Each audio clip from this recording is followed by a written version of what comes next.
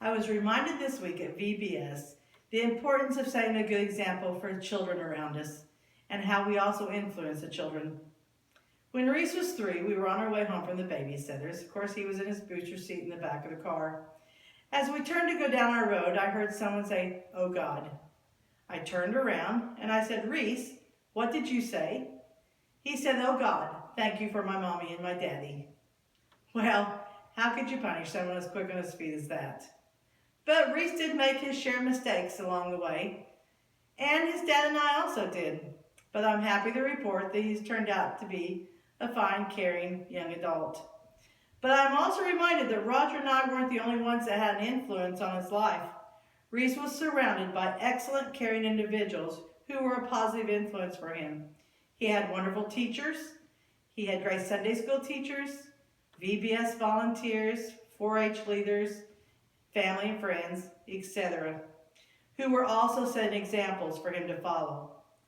As I look around our church family, it makes me very proud to see how our young adults have grown and matured.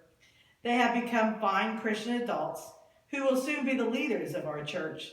They also were products of good teachers and good volunteers who set wonderful examples for them to follow. I would like to remind all of our church members that you are never too young or too old to volunteer and set a good example. As I used to tell Reese, you never know who is watching, so always try to be on your best behavior. God sent us a perfect example of how we're supposed to behave and influence others. Jesus also reminded us how important children were to our lives. It says in Luke chapter 18, verses 16 and 17, it says, "But Jesus called the children to him and said, 'Let the little children come to me, and do not hinder them, for the kingdom of God belongs to such as these. I tell you the truth, anyone who will not receive the kingdom of God like a little child will never enter it.'" So remember, our children are the future, and it does take a village, West Village, to raise a child.